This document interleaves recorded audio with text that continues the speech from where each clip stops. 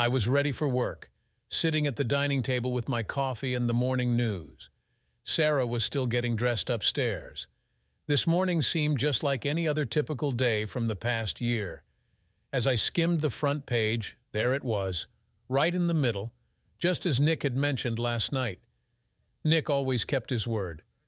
The news reported a man found murdered in his garage. Mark Johnson, an employee of Riverside Realty, was discovered dead, beaten, and strangled. Sarah also works at Riverside Realty. The police currently have no suspects, and the investigation has just begun. I didn't need to read more. I folded the paper and placed it where Sarah usually sits. A sense of calm washed over me as I thought about the events leading up to this morning. Taking a sip of my coffee, I watched as Sarah entered the dining room. She looked as beautiful as ever. My wife of 5 years seemed even more radiant today than when we first met. We didn't exchange greetings as she poured herself a cup of coffee. It's astonishing how our marriage has deteriorated over the past year. Our eyes met briefly and I gave a faint smile to acknowledge her presence. She remained silent, following a pattern that had persisted for the past 2 months after our major argument about her late working hours. She seemed to withdraw into herself, showing a coldness that was a stark contrast to the warmth she had during our early days together. I missed that closeness deeply. Now it felt like everything was unraveling. Sarah picked up the paper and her coffee cup. As she scanned the headlines, she suddenly spat out her coffee. Her eyes were glued to the article about Mark Johnson's murder. "Oh my God, no!" she cried out, looking as if she were about to vomit as she rushed to the bathroom. I sat there silently, knowing there was nothing I needed to say. Taking a deep breath, I stood up, placed my coffee cup in the sink, and grabbed my briefcase. I headed to the garage and got into my car, not bothering to check on Sarah. Her feelings didn't concern me anymore. Let me introduce myself. My name is John Carter, but friends call me JC. I'm 29, of Irish descent, from the old neighborhood in Chicago, Illinois. My youth was spent causing trouble with a gang of other young Irish boys. We fancied ourselves as the Junior Mafia. I'll skip over most of our misadventures and focus on one event that changed everything. Nick Vitale and I were closer than brothers. We were the same age and hung out with the same group. The main difference between Nick and me was luck. I won't say Nick was unlucky, but he had a knack for getting caught. Despite our shared misdeeds, he was the one who usually got nabbed by the police. One evening, Nick and I decided to break into a warehouse by the river, hoping to steal some electronics for quick cash. The security guards must have spotted us entering through a side window because they were waiting as we tried to leave with several boxes. One guard caught Nick just as I turned, while another lunged at me. I shoved a box into his face and then jumped on the other guard's back, hitting him on the head with all my might. As he let go of Nick, I pulled him to the ground and yelled at him to run. Nick took off, leaving me behind. The second guard recovered and grabbed me from behind, and there wasn't much of a struggle after that. The guards roughed me up until the cops arrived. When the police showed up, they laughed with the guards as they examined my bruised and bloodied body. I was taken to the station and held in a cell until my parents came to get me. Long story short, I never revealed Nick's identity. I got 2 weeks in jail and probation. Nick called me multiple times to apologize for leaving me, but I told him it was fine since his record could have put him away for much longer. He promised to make it up to me. My parents were furious and humiliated by my arrest. My dad whipped me with his belt until I was nearly bleeding, and they decided to enroll me in St. Patrick's Catholic High School to set me straight. The nuns and priests did a great job disciplining me. By my senior year, I had turned my life around. A priest who mentored me encouraged me to pursue a different path. I left the gang and performed well enough to get into the University of Illinois. In short, I succeeded in college. I graduated with a degree in business administration, and landing a job with a renowned company afterward was straightforward. For once, my parents were genuinely proud of me.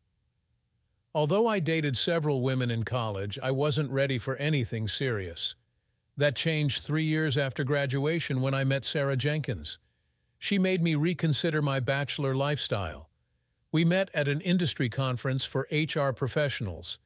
After the event, I got her phone number and promised to call, which delighted her. Sarah was different from anyone I'd ever dated, with a unique blend of intelligence and warmth. She had a multifaceted personality that intrigued me. Sarah's stubbornness was her most challenging trait. Once she made up her mind, nothing could change it, even if she was wrong. Our relationship was a mix of close moments and distant periods. We decided to take things slow, refraining from intimacy in the first year. During that time, I learned about Sarah's difficult childhood. Abandoned in a church pew as a baby, she grew up in foster homes and orphanages. I believed her lack of a mother's love in her early years shaped many of her personality struggles. Despite her tough past, Sarah was the most caring and loving person I had ever known. My parents were not supportive of my relationship with Sarah. Throughout our courtship, they warned me against getting too involved, but I ignored them. Sarah and I got married in a simple ceremony at a local chapel. We agreed to delay starting a family until we were financially secure and Sarah could become a full-time mom, a decision my parents opposed. Trouble began in our third year of marriage when Sarah's company was taken over by a larger corporation, leading to her job loss. She fell into depression, although we were not in financial distress. It took months for Sarah to find a new job, one she wasn't excited about, an office manager role at Riverside Realty. I tried to be supportive during her unemployment, but sometimes I felt she envied my fulfilling job while she settled for less. Her mood swings were severe, especially during her monthly cycle. After a few months at Riverside Realty, she slowly returned to her cheerful self. Our relationship improved, including our intimate life, which had suffered. Sarah seemed to make extra efforts to compensate for the rough patch, and our marriage thrived. She even started a home study course in real estate, which I found encouraging. Then, amidst these challenges, came both good and bad news. The good news was my steady rise in my company. After 5 years, my future looked bright. However, a merger with a Dallas-based company brought major changes to my job. The integration required me to train their staff and reduce personnel. I was excited about the challenge, but it meant more travel and longer absences from home. Sarah wasn't happy about my increased travel, even though I tried to be home on weekends. Initially, she seemed to accept it, but soon it wasn't enough. She grew more distant, accusing me of enjoying my time away and even hinting that I might have someone in Dallas. Despite my efforts to reassure her, including daily calls, flowers, and funny cards, her coldness remained. Training the Dallas staff took nearly 6 months. When it ended, I got a promotion at our headquarters. I thought this would help our relationship, but I was wrong. With me home more, Sarah took on extra work at the agency. When I asked her about it, she retorted that it was her turn for career advancement and that I should get used to being alone in the evenings. Our closeness faded. 2 weeks ago, Sarah told me she and her team would be gone for a weekend at a developer's session for high-rise condos near the waterfront. She said it was crucial for her career, and she didn't consult me about it, leaving no room for discussion. Even though I had left the gang life behind in high school, I stayed close with some of my old friends, especially Nick. I decided to call him up.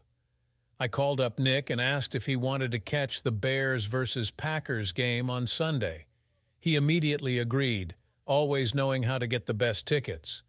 I mentioned Sarah's business trip, so Nick suggested I spend the weekend with him and the guys, catching up on old times.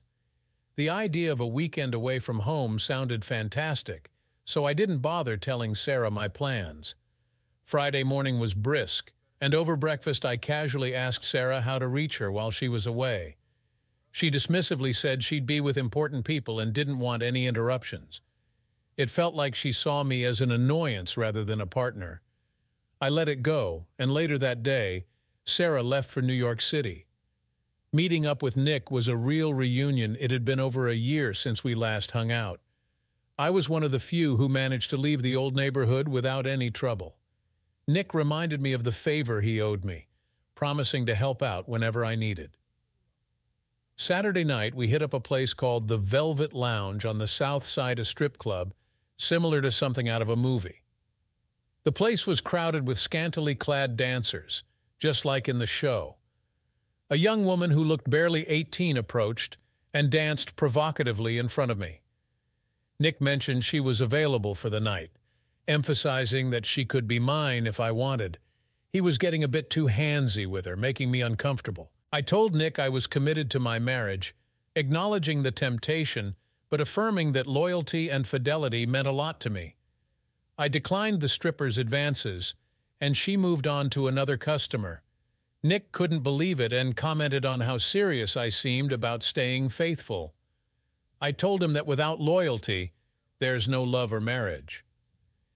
The next morning brought the usual cold, windy Chicago weather, but that didn't stop the swarm of fans heading to Soldier Field for the Bears versus Packers game.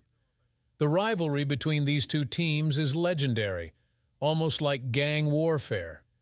The Bears were having a mediocre season with a record of 5 wins and 5 losses, but today's game was crucial.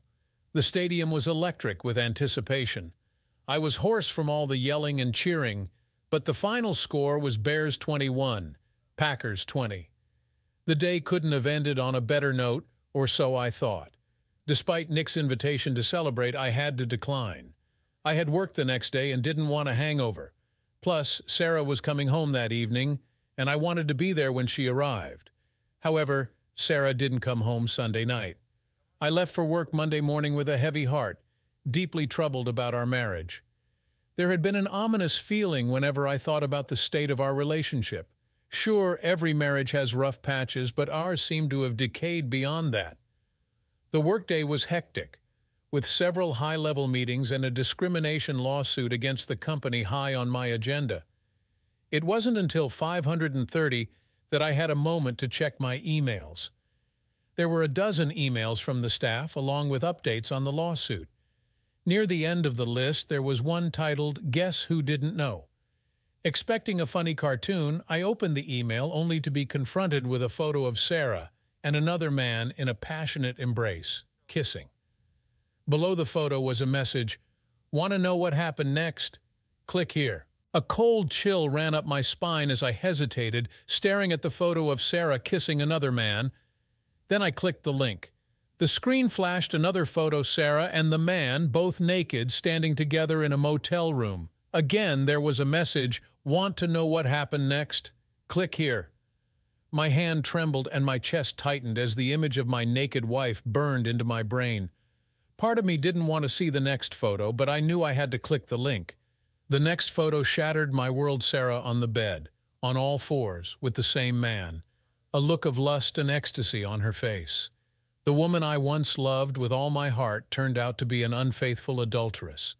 I had placed my trust entirely in Sarah, and now she was ripping my heart out. The text at the bottom of the photo read, "Photo provided by Mark Johnson." My worst nightmare had come true. Sarah's recent coldness wasn't just a wife upset with her husband, it was the death rattle of our marriage. Instead of anger and rage, I felt a calm resolve, something I hadn't experienced in a long time. Revenge settled in my mind as infidelity and betrayal would not go unpunished in my life. 2 people would pay dearly for this. My initial thoughts were about the person sending these incriminating emails. There was no name or hint of the sender's identity. Why send this email? What did they hope to achieve by exposing Sarah's infidelity? Were they friends or enemies of Sarah? These questions would have to wait. I inserted a CD into my computer, copied the email and photos, and then deleted them. A scrubber program erased all traces from my hard drive. Sitting back in my chair, I tried to make sense of Sarah's betrayal.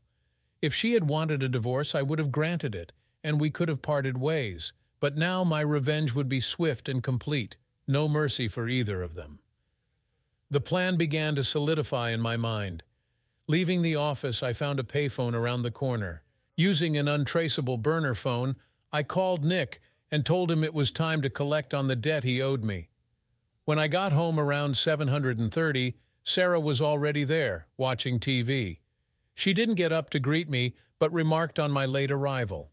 I noted she was also coming home late as I moved to the kitchen. Silence hung between us. I grabbed a beer and headed to my office, locking the door behind me. In our country, a person convicted of a capital crime usually gets one of two sentences, the death penalty or life in prison.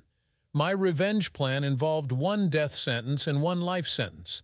I needed some quiet time to finalize my plan. Nick would take care of Mark Johnson and I'd handle Sarah personally. To make it look like a simple case of a wife leaving her husband, I sent flowers to Sarah's office and made dinner reservations near her workplace. I left messages for her to meet me, but she never showed up. I told the maitre d' to give our table away, ensuring he'd remember my wife standing me up. Sarah came home that evening without any explanation for missing our dinner, but I wasn't interested in anything she might say. The die had been cast, and the wheels of revenge were in motion. The next day, a courier came to my office with an envelope marked personal and confidential. Inside was a single sheet of paper with bold instructions to destroy it after reading. The first sentence advised me to secure an airtight alibi for the upcoming night. The second sentence provided a name, Carlos Mendoza, and a phone number. I memorized the number and shredded the paper, scattering the pieces in various trash cans outside. That evening, I arrived home before Sarah, changed clothes, poured a tall glass of whiskey, and put on some smooth jazz. The TV stayed off. This was my night as king of my castle. Sarah would have to find her own entertainment. When she got home, she quickly assessed the scene and walked out the door again. I didn't care where she went, whether to eat or to meet Mark. Their time was almost up. I was in bed when Sarah finally returned, slipping quietly in beside me. Silence was deafening before I fell asleep. Thursday evenings were poker nights with some guys from work, held in the back room of O'Malley's pub. This would serve as my airtight alibi. This time I was the one slipping into bed early. Early that morning, the clock on my nightstand read 235 as I pulled the covers over me. Sarah lay silently beside me. Despite the evening's events, I fell asleep easily. With Mark Johnson now gone, it was time to handle Sarah. Immediate action wasn't necessary for her punishment. Her fate would begin with one phone call, providing a dark sense of justice. Whatever had driven her betrayal was for someone else to understand. I no longer felt any compassion for the woman I once loved deeply. Her impending punishment was her own doing. The police questioned everyone at Riverside Realty, gathering interesting but inconsistent statements. Sarah faced multiple interrogations. Detective Harris asked about her relationship with Mark Johnson, hinting it was more than professional. I asserted complete faith in my wife's fidelity, dismissing any doubts. He just smiled, perhaps pitying me as a deceived husband. Mark Johnson's funeral was on Tuesday. That morning I saw Sarah in her black dress, the same one she wore to my mother's funeral. She didn't ask if I wanted to join her. Whatever thoughts she had about Mark's death, she kept to herself. Undoubtedly, she had much to ponder, including the murder and her betrayal. Over the next week, Sarah seemed eager to discuss our relationship, but my cold shoulder halted her attempts. I had moved beyond any chance of reconciliation. I held the power to end the charade whenever I chose. 3 weeks after Mark's murder, the police investigation seemed to stall. No new leads emerged, and there were suggestions that Mark might have been killed by a loan shark or a bookie. During this period, Sarah's mental state continued to decline. She became increasingly absent-minded and fearful. Little things terrified her, yet I offered no comfort. Watching her unravel, I thought to myself, too bad. Finally, on a Thursday, I called Carlos. The plan was ready, and he was eager to proceed. Sarah had only hours left before her new life would begin. Friday morning, I left for work before Sarah was dressed, deliberately avoiding a final encounter. The sand in the hourglass had run out. Across the street, a car with 2 men waited. The kidnapping occurred at a 4-way stop, with cars in front and behind Sarah's vehicle blocking any escape. With the precision of a military operation, the 2 men acted swiftly. As the driver's door opened, a needle pierced her arm, and the seatbelt was cut away. Sarah was pushed into the passenger seat, and one of the men took the wheel. The 3 cars departed quickly, the entire process lasting less than 30 seconds. There were no witnesses. At 1100 that morning, at a bank across town, a woman made up to look like Sarah entered, and handed a withdrawal slip for $25,000 from our joint account to the teller. She presented a driver's license and passport as proof of identity. The teller took a few minutes to issue the withdrawal in the form of a cashier's check. A guard escorted the woman to her car, noting the license plate as she drove away. At the American Airlines ticket counter, the Sarah look-alike presented her photo ID and passport and received a boarding pass. Flight reservations had been made online the night before. The first leg of the journey was to JFK Airport, followed by a non-stop flight to Rio de Janeiro. The flight left Pittsburgh at 4:45 p.m., reaching JFK at 10:30 that evening. The plane took off, carrying the passenger Sarah Jenkins on an overnight flight to Brazil. I waited until noon on Saturday before contacting the police to report Sarah missing.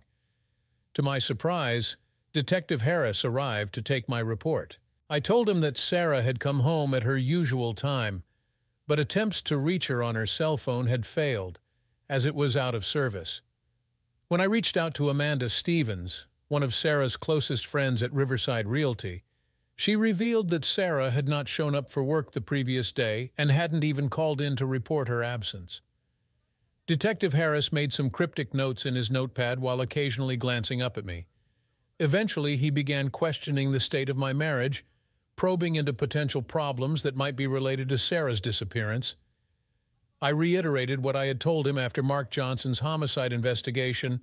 Our marriage was solid, and I couldn't imagine any reason for Sarah to vanish voluntarily. He then asked if I had any involvement in foul play regarding Sarah, to which I emphatically professed my love for my wife and my inability to harm her. Lying to the police was a skill I honed early in life, hanging around with the junior mafia, and it continued to serve me well. 3 days later, Detective Harris visited my office during business hours, presumably to size me up. He settled into the chair across from my desk, offering a tight-lipped smile. I put on a distressed husband's expression and inquired about any updates on Sarah's whereabouts. He responded, saying they had retraced Sarah's movements after she left home on Friday morning. Several witnesses claimed to have seen her having coffee at Denny's on Elm Street around 1:00 a.m. Detective Harris informed me that Sarah had appeared at Allegan National Bank around 1100, as captured on surveillance. She made a $25,000 withdrawal from our joint account. As he shared this information, I expressed disbelief, insisting Sarah hadn't mentioned anything about withdrawing money. Harris assured me the facts were clear, explaining that the teller had made photocopies of Sarah's driver's license and passport before issuing the cashier's check. He was confident that when I saw the tape, I would identify the person at the window as my wife. Once again, Detective Harris paused to gauge my reaction. I told him there must be some mistake, emphasizing that Sarah and I discussed everything. I kept a bewildered look on my face, preparing for another round of acting. The detective then shared the most disturbing news: Sarah had bought airline tickets to New York and then to Rio de Janeiro. He mentioned they found her car in the long-term parking lot at the airport. Her flight left Pittsburgh on Friday at 4:45 p.m., and her flight to Rio departed New York at 10:30 p.m. Harris said they contacted the Rio police, but Sarah seemed to have vanished upon arrival. He stared at me, awaiting my response. I exclaimed that it was madness and insisted Sarah would never do such a thing. I emphasized our mutual love, saying it was absurd she would leave the country. In an attempt to appear the betrayed husband, I began to cry. There was a heavy silence in my office before the detective resumed talking. He asked if I believed this had any connection to Mark Johnson's murder. I questioned how he could even suggest that, asserting Sarah had no involvement. I reminded him she had been interviewed and never charged. Harris clarified she was still a prime suspect.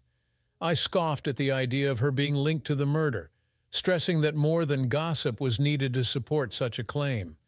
My eyes locked with his, challenging the credibility of the accusations. Harris explained they were still investigating, and with Sarah now out of the country, suspicions about her role had grown.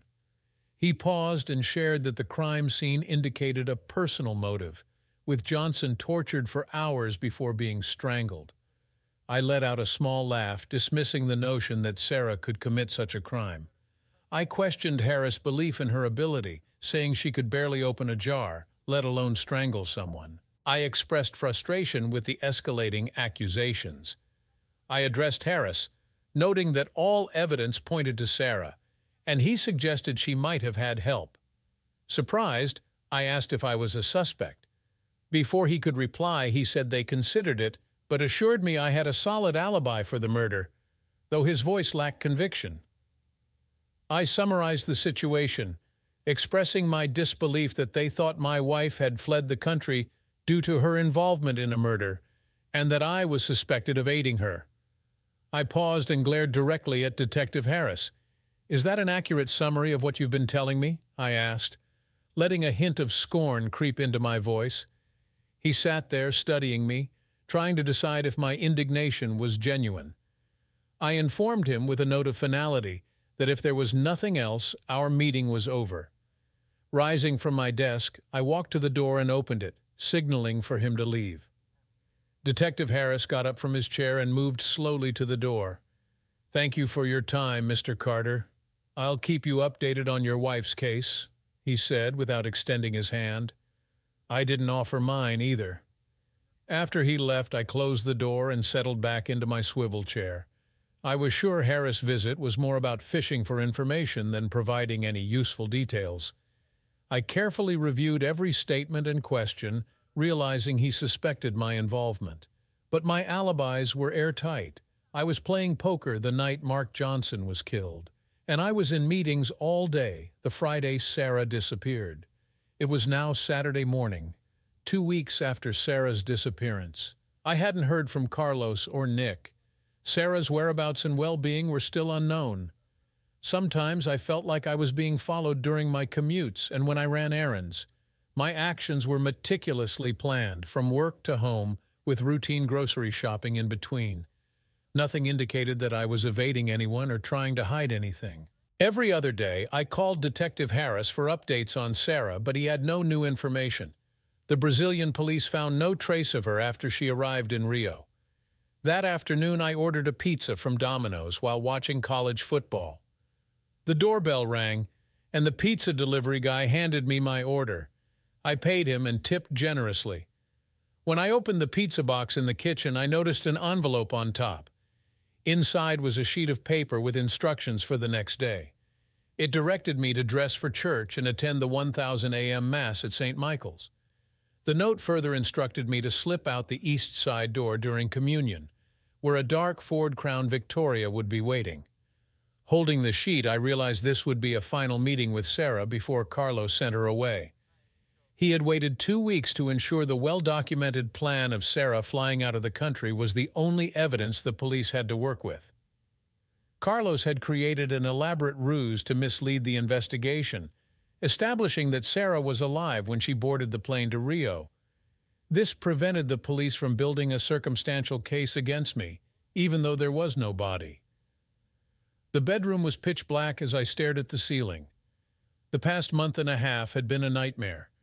Receiving that email set off a chain of events that reminded me of my darker instincts, brought out whenever I was disrespected. Whether it was nature or nurture, there was no doubt where my dark side came from. St. Michael's is a large church, and the 1000 a.m. Mass is attended by hundreds of parishioners. It was easy to blend into the crowd and spot anyone who might be following me. If the police were tailing me, they would wait outside. As the congregation moved to the front for communion, I quickly slipped out the side door. The dark Ford sedan was waiting with the engine running. I got into the back seat and the car roared into the busy street. The drive took about 10 minutes before the big sedan pulled up in front of a large warehouse. The driver didn't turn around but instructed me to enter through the side door. Inside the empty building, there was an office area near the back, illuminated by several windows. Carlos stepped out and walked toward me, marking our first face-to-face meeting. Carlos greeted me, mentioning that Nick said it was all right to call me JC. We shook hands, and with a stoic expression, Carlos warned me about Sarah's changed condition, hinting that seeing her might be distressing. I said I was past caring about her appearance or what she had endured since they took her. Walking toward the open door, I stopped and asked if she was on any medication. Carlos replied that she wasn't, but admitted she probably wished she were. He claimed to have kept her clean and conscious, asserting that she was now a broken woman, well prepared for her new life. We entered a well-lit room where Sarah was tied to a chair in the center. I circled her, standing directly in front. Despite being inches apart, she remained silent, her gaze distant. I addressed Sarah, expressing that for the rest of her life, she would remember the misery she brought upon herself. I recounted enduring her mood swings and cold demeanor, emphasizing that her infidelity and the disrespect she and her lover showed were intolerable. I asserted that she would spend the rest of her life paying for her betrayal, mentioning that Mark had already paid his debt to me.